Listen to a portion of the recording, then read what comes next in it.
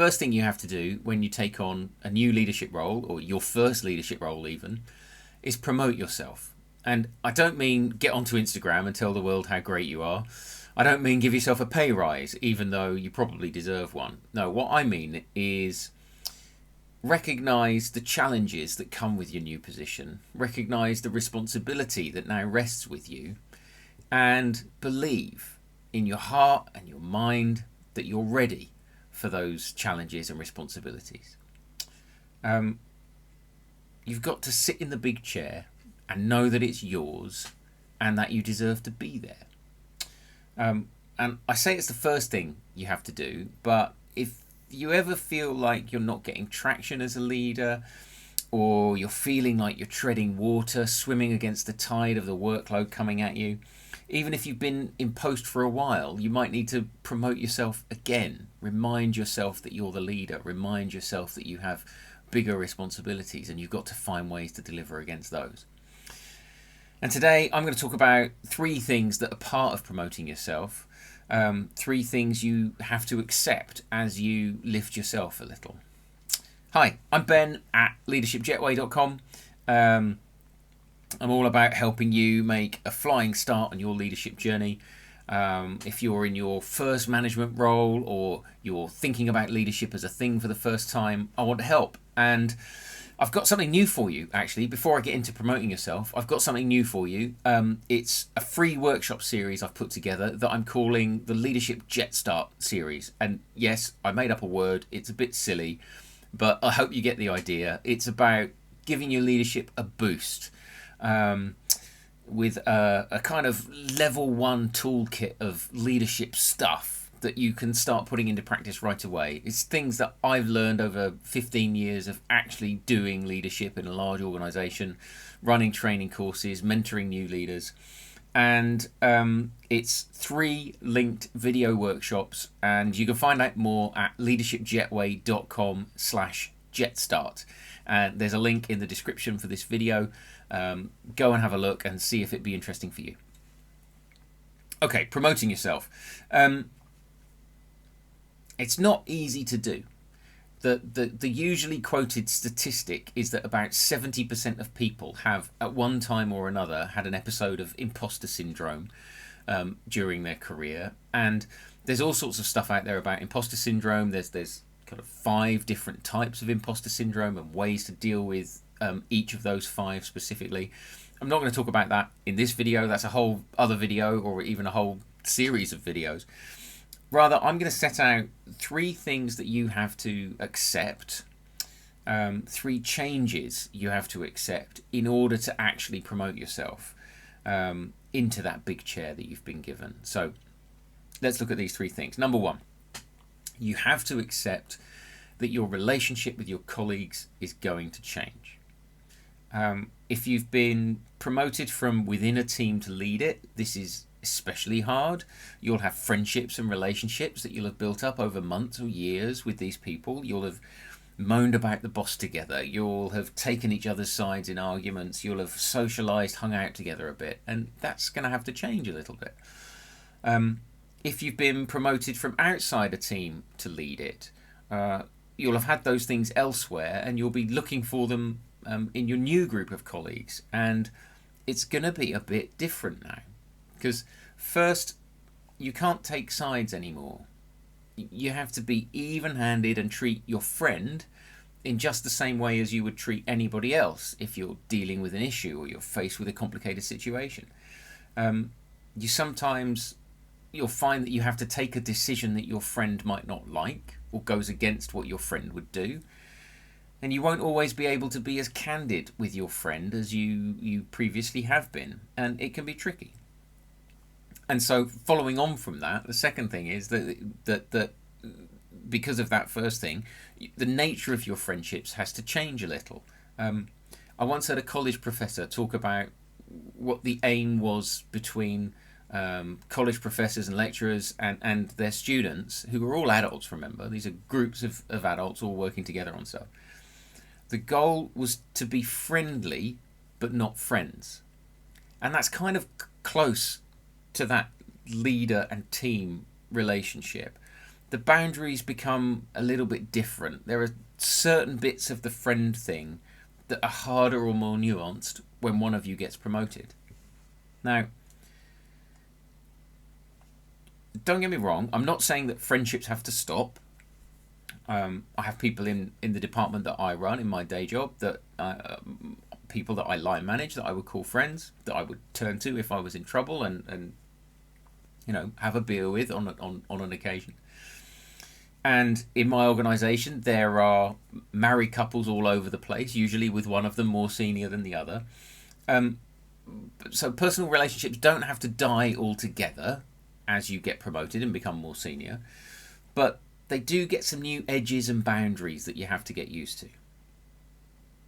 Also, if you're in an organisation with any size to it, the chances are, as you get promoted or you step into that first leadership role, you get a new group of peers. You might join the weekly management meeting with team leaders or section heads from different areas or different shifts in the business.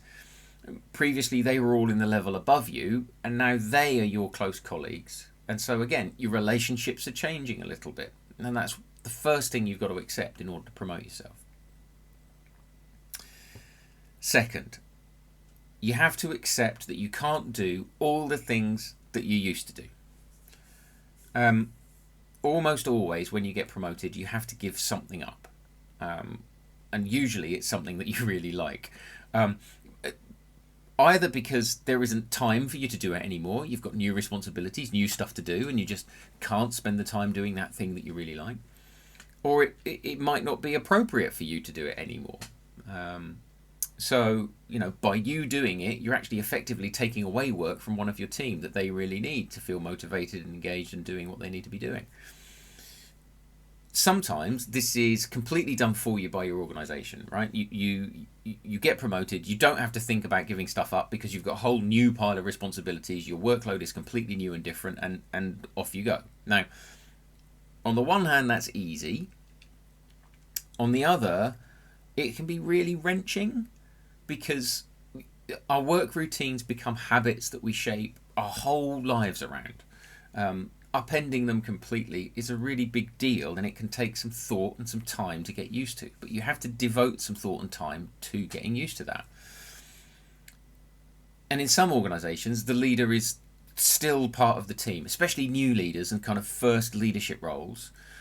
Often you still have to contribute a chunk of normal business that you were doing before. So a call centre manager who still has to spend lots of time on the phones, or a software engineer promoted to product owner but still has to spend some time writing code.